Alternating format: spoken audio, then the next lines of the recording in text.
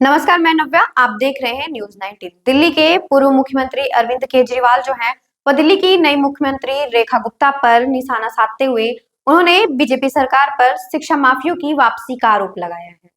आइए नजर डालते हैं इस खास रिपोर्ट पे। दिल्ली के पूर्व मुख्यमंत्री और आम आदमी पार्टी के संस्थापक अरविंद केजरीवाल ने एक बार फिर भारतीय जनता पार्टी की सरकार पर हमला बोला। इस बार उनका निशाना दिल्ली में प्राइवेट स्कूल द्वारा फीस बढ़ाने के मामले पर था। उन्होंने बीजेपी सरकार पर आरोप लगाया कि उनकी सरकार के सत्ता में आने के बाद शिक्षा माफियों की वापसी हो गई है।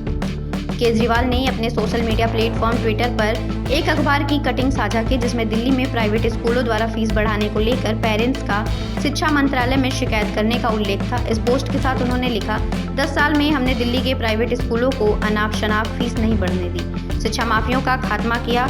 इनकी बीजेपी सरकार बनने के 1 महीने में ही शिक्षा माफिया फिर से वापस आ गए।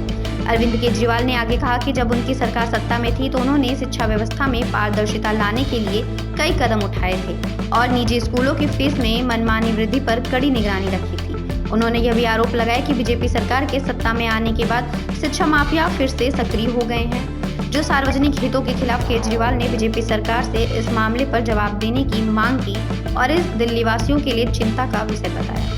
यह कोई पहला मौका नहीं है जब आम आदमी पार्टी ने बीजेपी सरकार पर हमला किया है।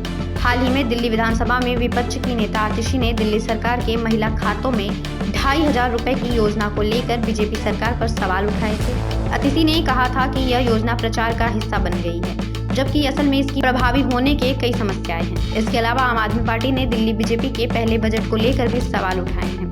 आतिशी ने दावा किया है कि दिल्ली बीजेपी का बजट 1 लाख करोड़ रुपए का है, लेकिन वित्त विभाग के अनुसार अप्रैल में केवल 5% यानी लगभग 60,000 करोड़ रुपए ही खर्च किए जाएंगे। आपने यह भी आरोप लगाया कि बीजेपी सरकार ने अपने बजट में कई गड़बड़ियां की हैं और इस तरह से दिल्ली की जनता के पैसे का सही तरीके से इस्तेमाल नहीं किया जा रहा। केजरीवाल के ताजा हमले से यह साफ है कि वह शिक्षा जैसे अहम मुद्दे पर बीजेपी सरकार को घेरने की पूरी तैयारी में है।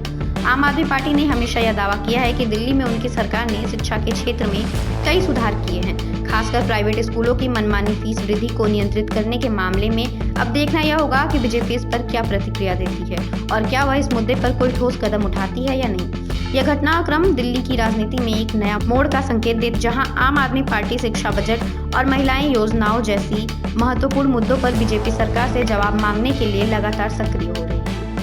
इस रिपोर्ट में फिलहाल इतना ही। तब तक के लिए बने रहिए हमारे साथ और देखते रहिए न्यूज 19।